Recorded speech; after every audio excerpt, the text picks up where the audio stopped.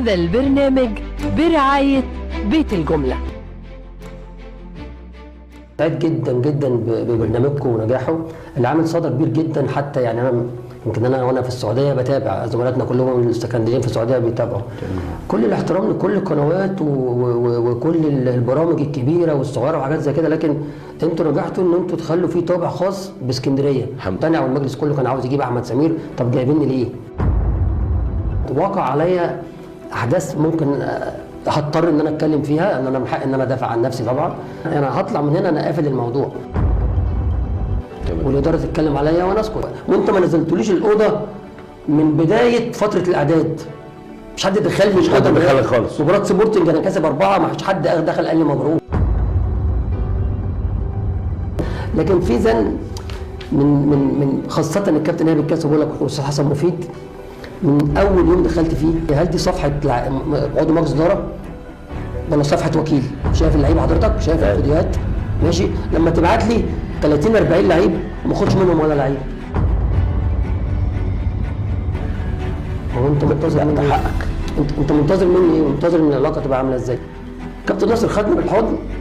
انا بشكرك قبل الدوري بكام يوم يعني. تمام. انا بشكرك ان انت عملت لنا الفرقه المحترمه دي بدون سمسره. انا مسؤول عن كلامي، انا ماسك الاولمبي. انا اسف في الكلمه، دوري درجه ثالثه، انا ما كنتش جاي درجه ثالثه، انا جاي امسك النادي الاولمبي في الدرجه الاولى، لقيته درجه ثالثه. يعني مش انا اللي نزلته. ولا اكتر موسم في تاريخ النادي الاولمبي، النادي الاولمبي كان ممكن ينزل درجه رابعه لولا بساله كيتا. مباراه سبورتنج تاني مباراه ابص الاقي نازل فرحان وانا كاسب سبورتنج 4 المتصدر اللي هو اللي صعد، الاقي الكابتن فيصل حليم يعني عضو في الجهاز مش عاوز اعمل مشاكل لحد. انت ربنا نصرك، ده كانوا عاوزين يمشوك. انت بقى تسال الناس دي، ما تسالنيش انا بتكلم بالاسامي. ايوه انت عارف فيصل قد ايه شخصيه محترمه طبعا جدا، وانا بقول فيصل ليه مش عاوز يسبب مشكله لحد موجود.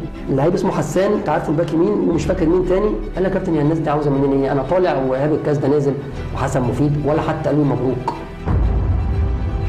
اللعيب يبقى عارف ان انا هتغير ومكلمين فلان ولا فلان وانا مش عارف، عشان بقول لك بس ان النيه متبيته. طبعا انا كنت طالب حارس مرمى، وقف فيها الاستاذ حسن مفيد، وقفوا لي في عدد اللعيبه وانا بتكلم على الملأ. الموسم اللي قبله فيه 40 لعيب، القائمه تستحمل 30 في 40. انا مثلا لو دخلت 15 جلسه انا متعارك 20. ليه؟ انا جاي اشتغل ولا جاي احارب؟ كل يوم عركه مع الاستاذ حسن مفيد، اطلع عركه مع الاستاذ حسن مفيد، واخد بال حضرتك؟ لكن انا زعلت منك يا كابتن احمد في اللي انت قلته، وده ردي على اللي اتقال. انا مش عبد مشتاق. انا السنين دي كلها انا بشتغل، مفيش موسم قعدته بفضل الله. اشتغلت 18 سنه في التدريب، منهم 14 سنه مدير فني في الدرجه الاولى، ما قعدتش فيها. مش انا قاعد مستني الفرج من النادي الاولمبي.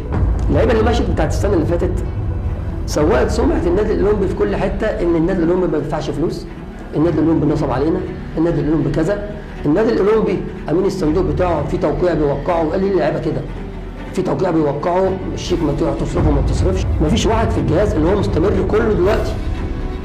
الجهاز ده اللي انا كنت جايبه هو اللي مستمر دلوقتي. أيوة. وده كان كلامي لفيصل، قلت له الجهاز ده ما عملش حاجه وحشه وكذا، يا ريت يستمر وكذا وكذا وكذا. الجهاز كله كان مفروض. كنت عايز اجيب الكابتن حليم، اتقال لي في اوضه يا كابتن الكابتن حليم رافض انه يشتغل مع اي حد، ولا انا احسن من اي حد يمسك الفرقه، وانا همسك الفرقه يا ما اشتغلش. بعد كده لما قابلت الكابتن حليم قال لي قسما بالله ما قلت الكلام ده. انا غلطت ان انا طبعا ما رحتش كلمت الكابتن حليم، لكن انا لما اتقال لي الكلام كلمه يعني قلت لا خلاص ما فيش مشكله، خلينا نخش في تيم مستقبل النادي الاولمبي ده. الاستاذ حسن مفيد رفض يجيب له طقم فلانيات على فكره. عيبكم قوي كده هريسه دوت، وان انا جايبه عشان اجيب بالناس وادى.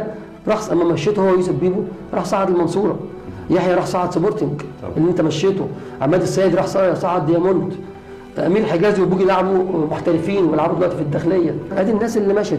كابتن ناصر قال كلام كويس واللعيبه شدوا حيلكم وانا معاكم وكذا. خش الاستاذ حسن مفيد يقول ايه؟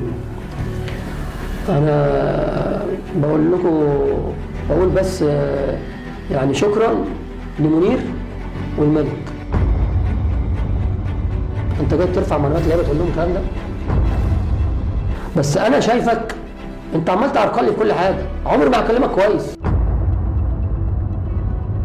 باستثناء طبعا في احمد ابو زهره، في وائل هريره 20 جلسه. انا مش بحضر جلسات، انا شغال في موقف، انت ما بتديش من جيبك، ده فلوس النادي الاولمبي. فيصل انا جبته برضه كانوا رافضينه، كان في ناس منهم كتير رافضينه. هل اللي خطط للكره في النادي الاولمبي حسن مفيد وإيهاب الكاس؟ انا طلعت لك قلت لك دي صفحه سمسار ولا صفحه عضو مجلس اداره؟ يعني مفيش مشكله اتوقف اتعامل اعرف عادي غصب عنك، ما عنديش مشكله.